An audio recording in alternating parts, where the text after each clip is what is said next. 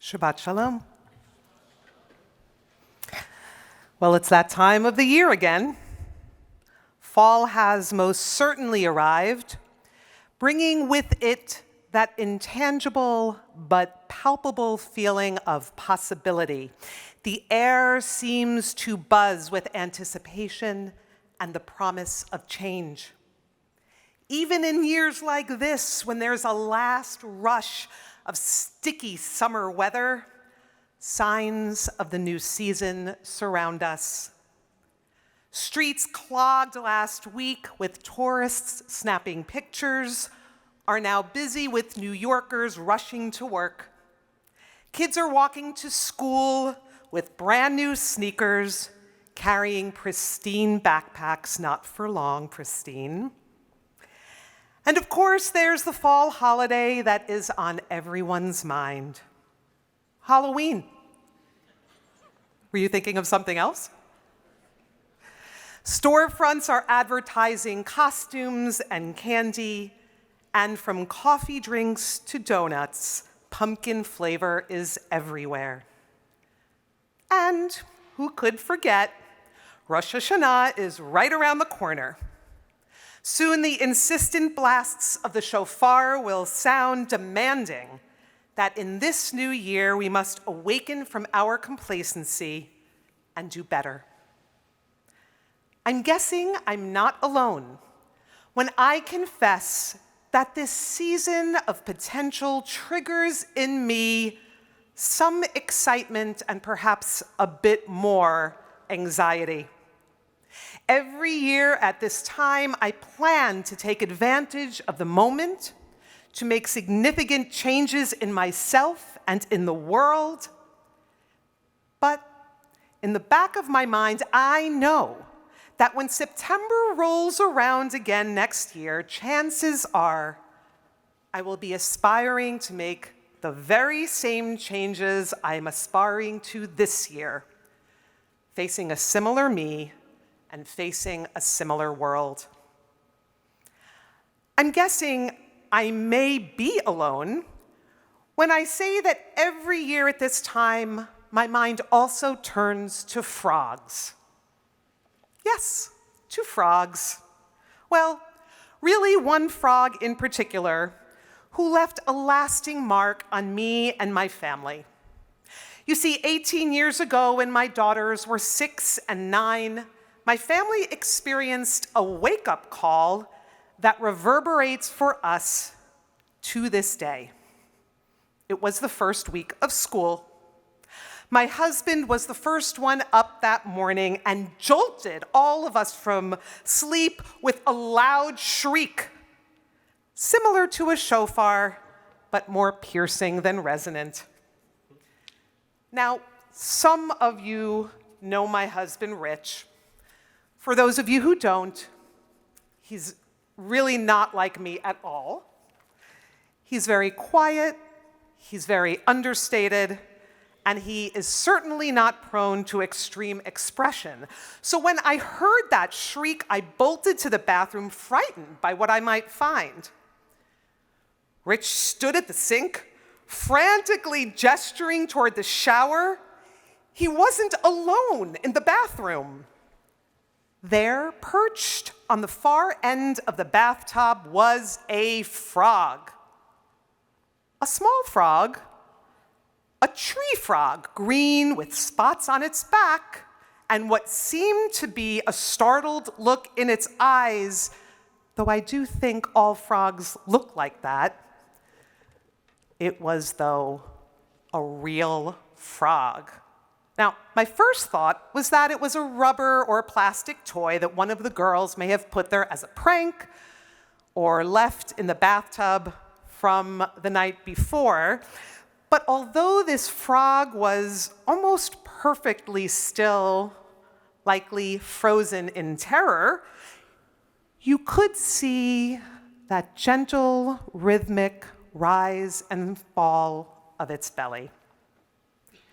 Rich's nightmare was the girl's dream. At long last, a pet. Not the furry hamster or the cuddly dog that they had hoped for, but a pet nonetheless. Rich returned to the bathroom to recover. My younger daughter, Noah, and I went to the kitchen to find a container for our new roommate, and Talia stayed in the bathroom gently singing and talking to Froggy, reassuring him that friendly giants lived here too. We fashioned a home for him from a large Tupperware with a hole-punched lid. Our doorman, eager to be a part of the fun, contributed some leaves plucked from a tree outside our building. When Rich and the frog had settled down enough to eat breakfast, the obvious conversation started. How did this frog get here? Could he have leaped his way up the 10 flights of steps and pressed himself under the front door? Did he sneak onto the elevator, maybe in somebody's pocket, and hop out, hoping to find a lily pad or a lake? Might he have lost his way in Central Park and used his sticky padded feet to climb from underground sewers up the pipes into our bathtub? Or, and this was voted the most likely scenario, maybe he was a Jewish frog who had been chasing behind the Israelites as they crossed the Red Sea, jumping through oceans and across centuries, somehow finding his way from ancient Egypt to us. Every year, when summer gives way to fall, one of the four of us always raises the question, how did Froggy get to us that September morning? We return and we return again and again, never drawing any closer to an answer. Until this year. Last Sunday, a New York Times article caught my attention, written by a woman sharing her family's frog story. Belle Boggs and her 2 daughters spent time during the pandemic in rural North Carolina. On their daily walks along the riverbed, they noticed shallow puddles with transparent strings of tadpole eggs, which would soon dry up in the hot sun. They made a practice of scooping up the eggs in jars, slimy and struggling for life, bringing them home and putting them in Pyrex dishes lined with water and lettuce leaves. As the weeks passed, they watched as the eggs stretched into thread-like tadpoles, eventually developing eyes, legs, and bellies, finally ready to leave their glass incubators for their home environment. Belle described this process as a model for effectively making change. For several years, she had devoted innumerable hours and energy advocating and canvassing for large-scale national causes. Then during the pandemic, when all of our lives got smaller and more focused, she realized that most of the issues that had the greatest impact on her family's life were actually local. In-person schooling versus virtual, requiring or not requiring masks, policies on vaccination, all potentially life-saving or life-threatening decisions that were determined by her county and state. So Belle turned her attention and efforts to these and other community civic causes. Policies concerning the rights of trans children, school vouchers, book bannings, and more. She and others like her became active in a school board election which their candidate won by less than 1.5%. The votes they fought for so fiercely made the difference. Sometimes we set our goals so high and cast our aspirations so wide that we find ourselves making very little, sometimes even no progress. Belle's discovery of how to make change happen, which she named puddle thinking, for that frog ritual that she did with her daughters, invites all of us to make seemingly small but impactful changes within ourselves and within our community. And these changes that have such impact, they are within our grasp. For days and days on end, Belle and her 2 daughters carried clumps of tadpole globules home to give them a chance of survival. As few as 1 of every 100 eggs make it to adulthood.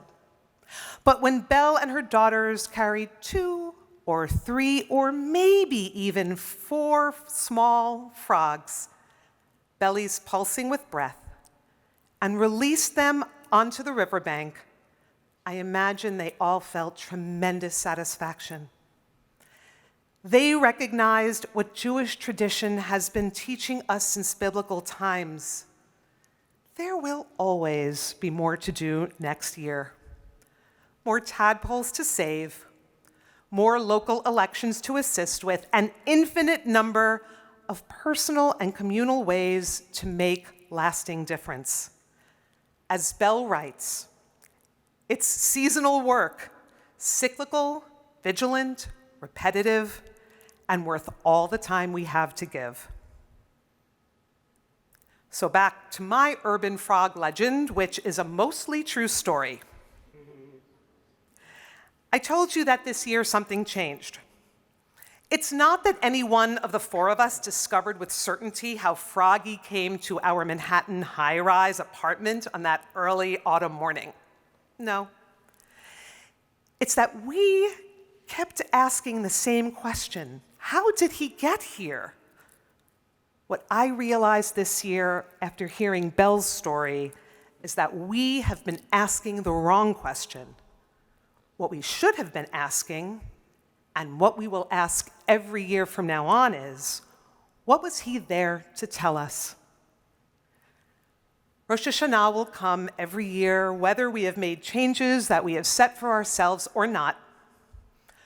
Perhaps this year, each of us can respond to the sound of the shofar with puddle thinking, pledging to emerge from this season of change, making one attainable choice, just one, that ultimately can make all the difference.